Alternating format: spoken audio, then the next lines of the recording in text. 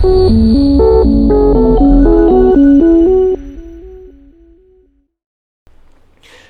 जो टॉपिक पढ़ने वाले हैं हम, location criteria of activities and urban uses के बारे में। दोस्तों अभी तक आपने सब्सक्राइब नहीं किया है तो प्लीज़ प्लीज़ प्लीज़ चैनल को सब्सक्राइब कर लो, ताकि मैं मोटिवेट होता रहूं। आपके सब्सक्रिप्शन से मुझे मोटिवेशन मिलता है और थोड़ा सा वीडियो बनाने की प्रेरणा मिलती है। The location criteria for activities and urban uses in city and urban area are essential factor considered during the urban planning and zoning process. These criteria help determine where specific activities, land use are appropriate based on factors such as compatibility, accessibility and urban design. तो compatibility कितना compatible है, वो कितना accessible है ना, उसके basis पर हम हमारा जो लोकेशंस हैं उनको डिटरमाइन करते हैं, उनके क्राइटेरिया डिसाइड करते हैं।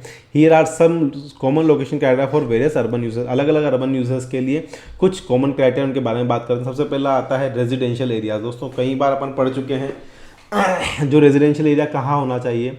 प्रोक्सिमिटी टू स्कूल्स, स्कूल पास में होना चाहिए, पार्क पास में होना चाहिए, हेल्थ केयर फैसिलिटी पास में होना चाहिए, to cater the needs of family, जो लोग वहाँ रह रहे हैं उनकी बेसिक नीड्स को कंप्लीट करने के लिए। Noise and air quality consideration for healthy living environment, तो वहाँ पर जो नॉइज़ और एयर क्वालिटी है वो एक पर्टिकुलर लेवल के अंदर होना चाहिए। नॉइस में जैसे कमर्शियल एरिया में आप देख सकते हैं कि 75 dB तक होता है दिन के दौरान और 65 dB तक होता है रात के दौरान। जो नॉर्मल रेजिडेंशियल एरिया होता है वहाँ 65 dB तक होता है दिन के दौरान और 55 dB तक होता है रात के दौरान। तो ऐसे हम कुछ एयर क्वालिटी इंडेक्स AQI आपने देखा होगा कि यहाँ पहुँच गया, 300 के पार चला गया, 500 के पार चला गया, है ना। तो वो सारा मतलब एयर के अंदर जो है खराब पार्टिकल्स की उपस्थिति को शो करता है। Accessibility to public transportation, employment centres and shopping areas, तो जो फैमिलीज़ वहाँ रहेगी वो शॉपिंग करने भी जाएगी, तो उनके लिए क्या होता है कि जो मेन वर्किंग प्रोफेशनल्स हैं वो तो बाहर चले जाएंगे, अपने ऑफिस चले जाएंगे। तो फैमिली मेम्बर्स अगर कहीं घूमने जाते हैं तो पास ही पब्लिक ट्रांसपोर्टेशन की सुविधा, कुछ एम्प्लॉयमेंट सेंटर्स और शॉपिंग एरियाज अवेलेबल होने चाहिए।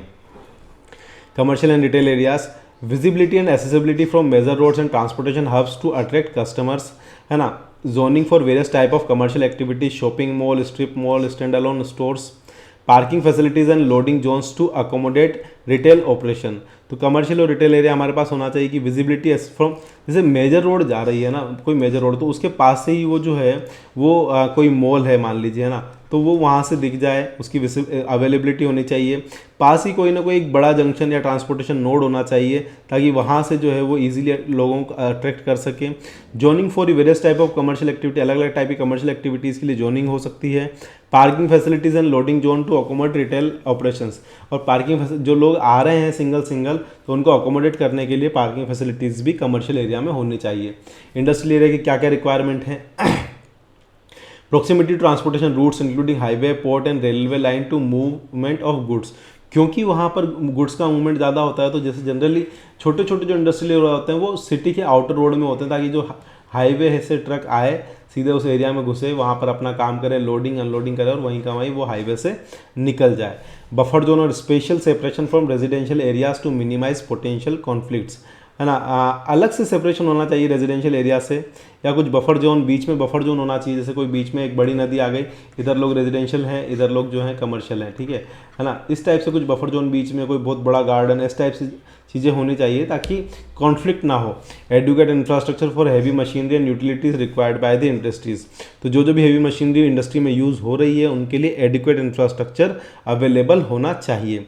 Recreational and cultural facilities, recreational का मतलब मैंने आपको बताया कि लोग जो है वो काम करने जाते हैं, थक जाते हैं, सैटरडे संडे उन्हें अपने आप को रिक्रिएट करने जाना। अब रिक्रिएशनल जैसे पार्क हो गए, है ना, कोई लेक साइड व्यू है ना, आजकल लेक रिवर फ्रंट हम बनाने लगे हैं। आजकल जो हमारी सिटीज़ हैं जहाँ पर रिवर अलग अलग है तो रिवर फ्रंट का हम डेवलपमेंट करने लगते हैं। तो सैटरडे संडे को लोग जो है शॉपिंग मॉल हो गया, थिएटर हो गया, सिनेमा हो गया, ये रिक्रिएशनल होती है ना। Central accessible location to encourage community engagement, proximity to park, cultural district, transportation option for ease of success, sufficient and parking and amenities for visitors। तो जहाँ पर रिक्रिएशनल एरिया है वहाँ पर जो भी लोग घूमने आ रहे हैं उनके लिए सफिशिएंट पार्किंग होनी चाहिए और अम्यूनिटीज़ अवेलेबल होनी चाहिए। Educational institution, access to public transportation and school bus for students convenience, zoning and allow for educational facilities and space for expansion as needed, consideration of neighborhood demographic and population growth।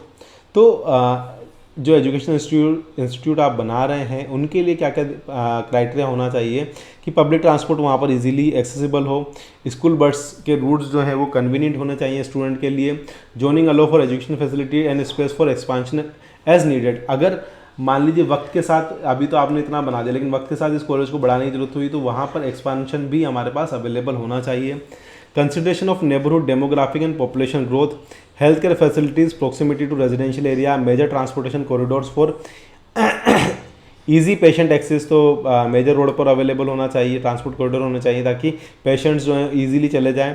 Consideration of regional health care needs and distribution of health care services accordingly, जो भी उस reason की health care की needs हैं, जैसे कहीं पर क्या होता है कि जो वाटर है ना, वाटर में मान लो फ्लोराइड मिला आ रहा है तो वहाँ पर दांतों की बहुत ज़्यादा प्रॉब्लम आती है, तो उस एरिया में वो नीड हो गई।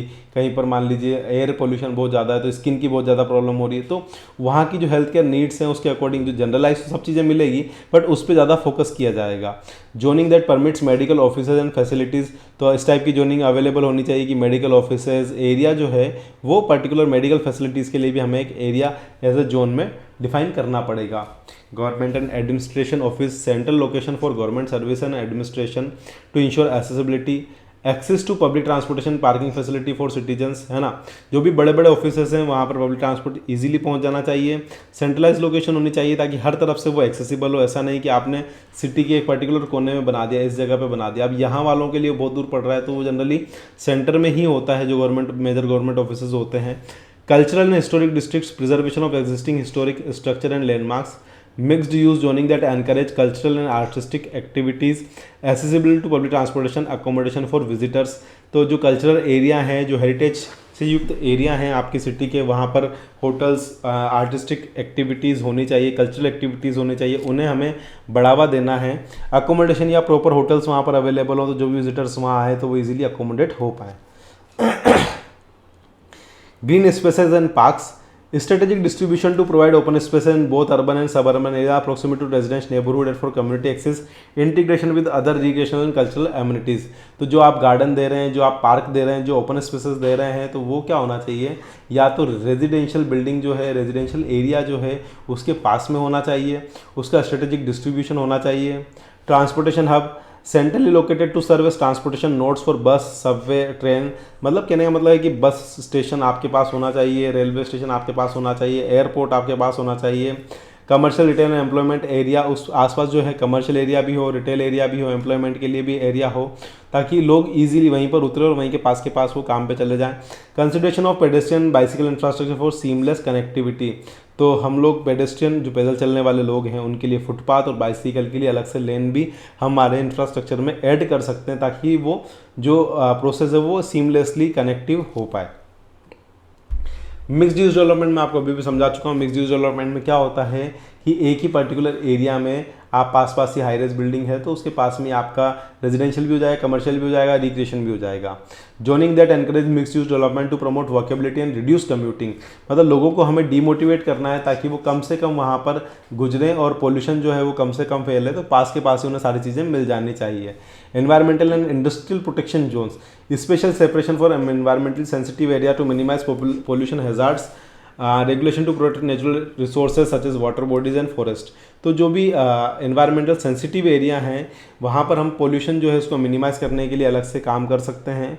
नेचुरल रिसोर्सेज के और वाटर बॉडीज़ इस टाइप जो फॉरेस्ट है इनके बचाव के लिए हम स्पेशल लॉज लेके आ सकते हैं, रेगुलेशन उनके ऊपर थोप सकते हैं, ला सकते हैं। दोस्तों आप अभी तक मेरा लेक्चर देख रहे हैं, मतलब आप मेरे साथ बने हुए हैं और मेरा